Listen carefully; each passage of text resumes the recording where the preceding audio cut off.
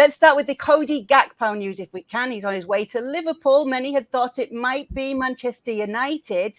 Have Liverpool swooped in here and stolen him from United, Mark? Well, it depends who you ask, but if you ask Liverpool, then yes. If you ask Man United, there'll be a case of, well, we didn't really want him anyway, and, we looked in the summer, we weren't quite sure. Look, Erik ten Hag has been a big fan of Cody Gakpo for a while. He really pushed hard to get Gakpo at United in the summer. It didn't quite happen, but we all know that United need a forward. They've let Cristiano Ronaldo go, and you can argue they needed a forward before that even happened. So they've lost Ronaldo. They need a forward. They're still looking for a forward, but they've missed out on Gakpo. Different reasons. One is that the money involved was too high for United, £37 million. Liverpool have done that. I think that's quite a decent fee for a player that is 23, one of the emerging talents in Europe. So, yes, Liverpool have beaten United to another forward. Don't forget they beat them to Darwin Núñez in the summer. The jury's out on whether that was a success or not, but I think it probably will be. So United have missed out, and the situation now is that they still need a forward. I do wonder whether Gakpo was the right fit. I'm not sure he was, but, if Erik ten Hag wanted him, then he thought he was. But I think that United have got a lot of players who can play on the left and cut inside on the right. Rashford, Martial, Jadon Sancho, Garnacho even as well. So I think that what United really need is a proper centre forward, a guy that, will score 20 goals a season, a proper number 9. And Gakpo isn't that, but still he would have been an upgrade on what they've already got. So, Janusz, why is it that Liverpool have wanted this player, and what are they getting in him? Well, I mean, first and foremost, they're desperate, weren't they? I mean, if you look at injuries and the number of competitions they're in, you look at Bobby Firmino, Luis Diaz, and Diogo Jota being injured, they needed somebody. And what's the risk? I mean, let's face it, Liverpool are an attack in heaven to anybody. We don't know what Cody Gakpo is going to do or not, but I love his versatility because that's what the system at Liverpool always is. So that's a bonus. Everybody's looking at a player and wondering what he may or may not do. Well, I'm looking at a 23-year-old that's had 3 goals in the World Cup in all 3 group stages, scored 13 goals and 17 assists. And I almost like the assists more than I like the goals, because if you look at Liverpool, they score by committee. It doesn't really matter how many goals you score. Look at every player. I guess Mo Salah is the only one goal scorer that we can talk about. But everybody else, we quickly forget if they have 6, 7, 8, or 9 goals, because they're going to get them. That's not an issue with Liverpool. Scoring goals has never been an issue. That's why I think the risk with Cody Gakpo is none. I mean, at worst, he's going to be Divock Origi, and we all know that he's a legend anyway. Yeah, obviously, with what he's done for the club too. Do you have any concerns, though, Janusz, with signing a player on the back of a good World Cup? That's always brought up when it comes to players who've had a good World Cup and then they get signed. But the fact that you say that there's been interest in this player for a while, can you point to that with this situation? No, I mean, I don't have a risk about players that are scoring goals and are in form. I mean, I don't have a crystal ball. I just know that, as I've said just before that, I mean, he's doing everything that you asked a player to do. Now, obviously, the difference is between Eredivisie and I suppose Premier League is vast. I don't know if he's going to be Ruud van Nistelrooy or Van de Beek. We of course don't know that, but I see him as a player that does so much on both sides of the ball. He's very good defensively. As Mark said, I mean, he can play on the left. He can play through the middle. Those are the players that Jurgen Klopp likes. You can say much of muchness, but remember, when Bobby Firmino came in, he wasn't a goal scorer. Sadio Mane, I could make a case that he wasn't and still isn't a prolific goal scorer, even though he scores. You learn in that system of Liverpool. So I'm looking at a player, £37 million? Correct me if I'm wrong. I see at this moment, with the track record of Jurgen Klopp in January, that's been pretty good so far, I see very little risk.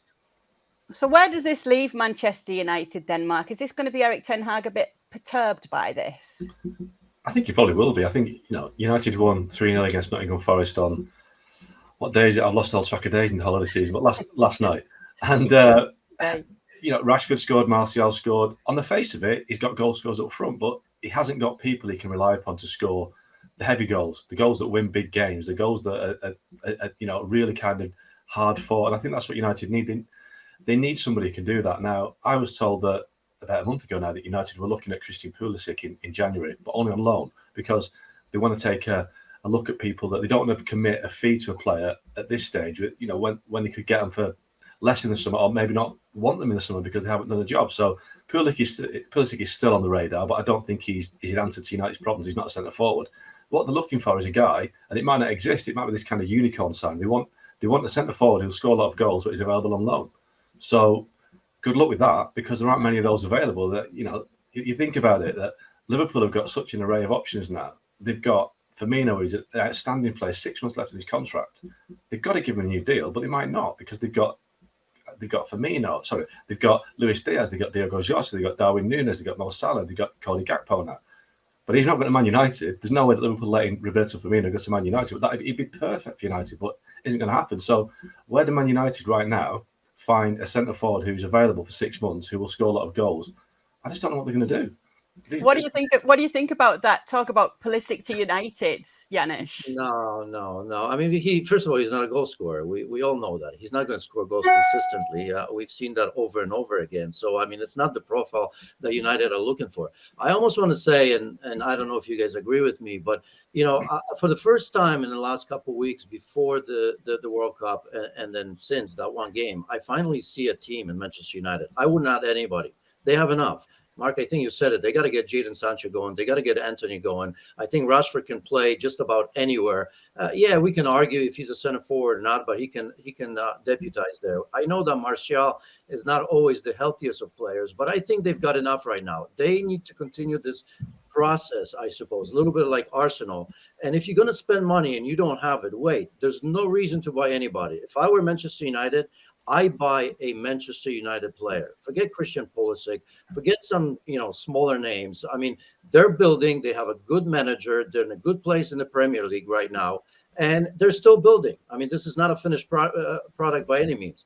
I go for Victor Osimhen. When it's all said and done, once you do have the funds that you can really spend on a player that you know is going to come in and immediately make a difference. To me, there are many out there, but Osimhen, with his profile at Napoli, I mean, Napoli eventually will always sell. It's going to be expensive, but this is Manchester United. Buy a player that's going to bring you trophies. Well, when you say buy a Manchester United player, what do you mean by that, Janusz? What is a Manchester United player? Big time players. I mean, Cristiano Ronaldo, maybe not the last version, but a player that's going to be able to carry the weight of that, right? Right now we're talking on loan, and I understand. I mean, United can't afford Gakpo. I mean, imagine that. They can't afford Gakpo. So why buy somebody right now just to have numbers there? I mean, I look at that squad and they're doing pretty well right now.